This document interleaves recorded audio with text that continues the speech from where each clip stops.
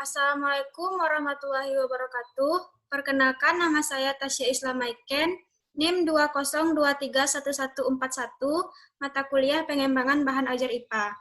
Dosen pengampu, Muhiyatul Fadilah, SSI MPD. Program studi pendidikan IPA, Fakultas Matematika dan Ilmu Pengetahuan Alam, Universitas Negeri Padang. Baiklah, di sini saya akan mempublikasikan rancangan bahan ajar berupa modul, poster, dan brosur. Latar belakang pengembangan bahan ajar. Pengembangan bahan ajar digunakan sebagai cara untuk mengidentifikasi, mengembangkan, dan mengevaluasi isi dan strategi pembelajaran. Pengembangan bahan ajar sebagai pemahaman tentang desain pembelajaran. Selain itu, pengembangan bahan ajar mempertimbangkan sifat materi, ajar, jumlah peserta didik, dan ketersediaan materi. Pengembangan bahan ajar menggunakan prinsip Lues.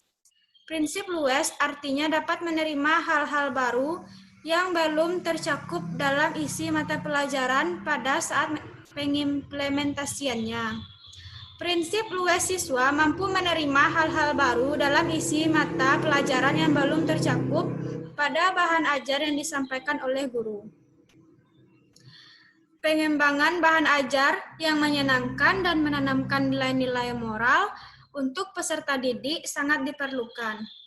Hal ini untuk meningkatkan kualitas peserta didik dalam ranah pengetahuan, keterampilan, dan sikap yang menjadi inti dalam kurikulum 2013. Kurikulum 2013 yang berbasis teks dijadikan pendidik untuk mengembangkan dan menyusun bahan ajar yang berkualitas, bervariasi, dan tetap mempertahankan aspek-aspek dasar dalam kurikulum 2013. Berbasis teks, peserta didik dituntut untuk mengamati, menanya, menalar, mencoba, dan mengomunikasikan hal-hal yang berkaitan dengan materi yang akan dipelajari.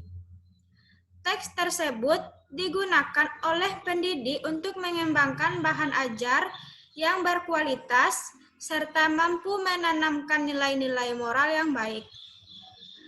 Bahan ajar sebagai komponen dalam kurikulum yang akan disampaikan kepada siswa. Komponen yang berperan sebagai materi pembelajaran ketika proses pembelajaran.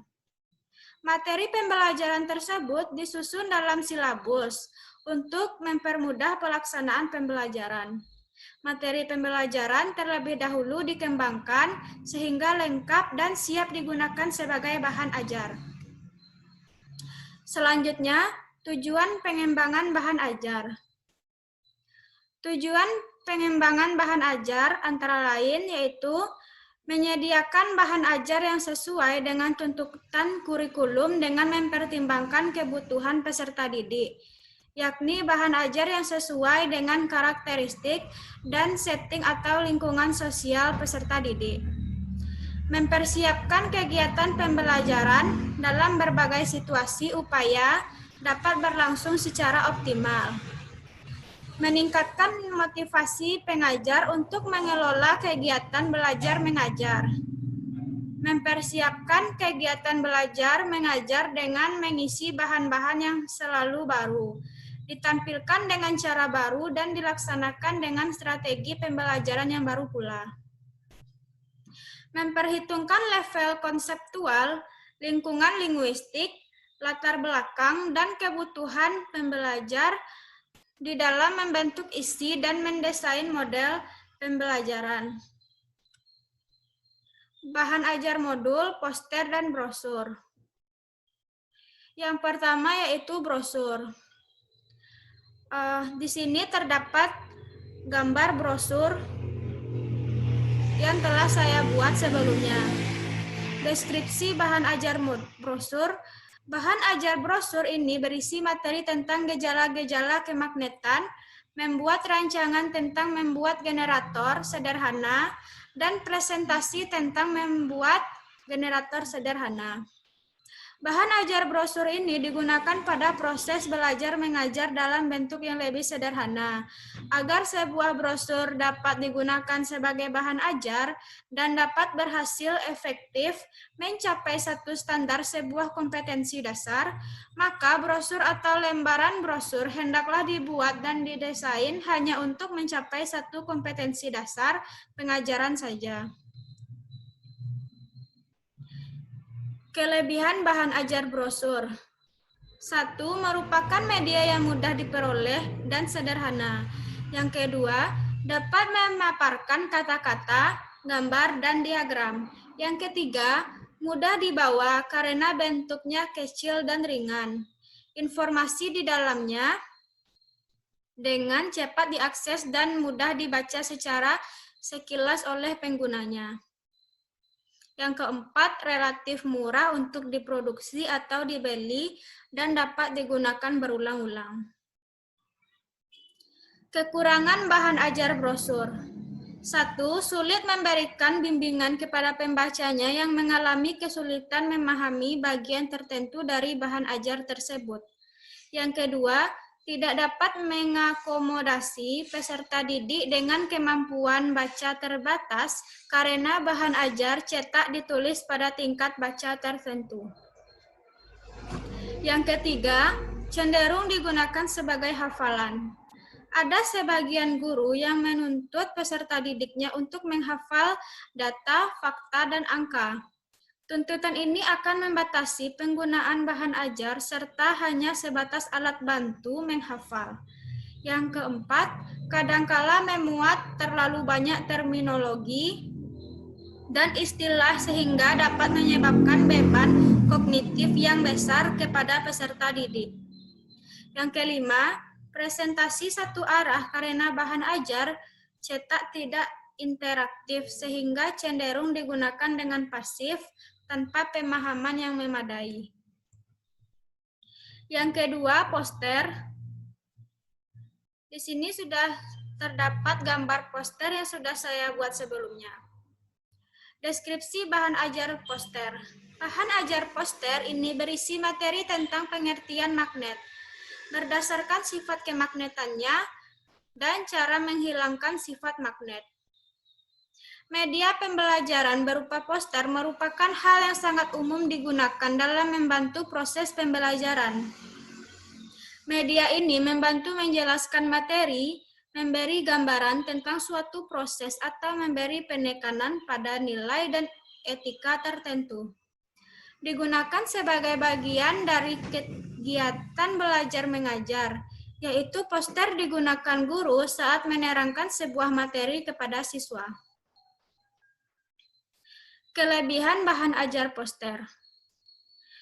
Yang pertama, sifat konkret lebih realistis menunjukkan pokok masalah daripada media verbal semata. Yang kedua, gambar poster dapat mengatasi masalah batasan ruang waktu.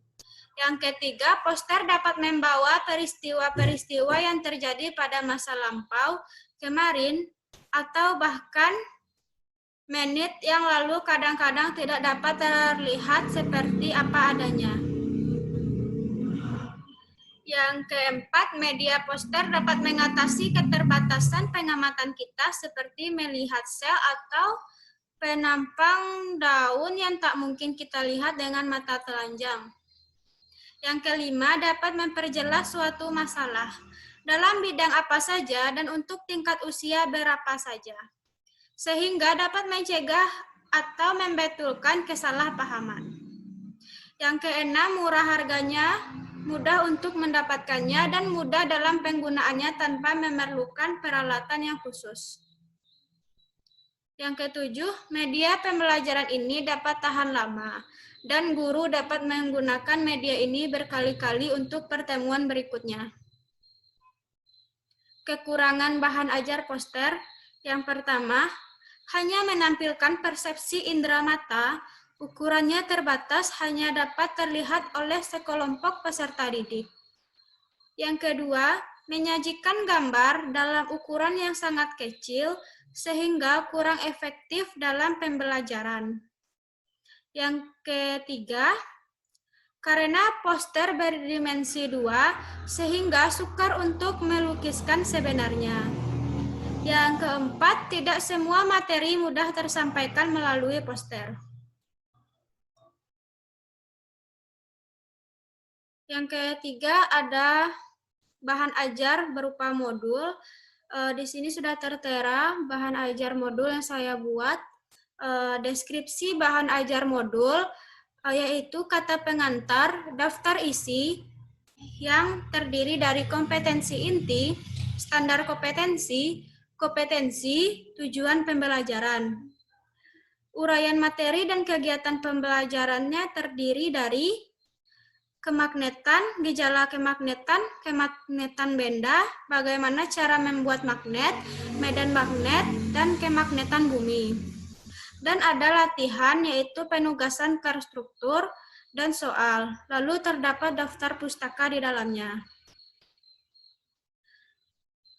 Kelebihan bahan ajar modul. Yang pertama, peserta didik mempunyai kesadaran terhadap dirinya sendiri.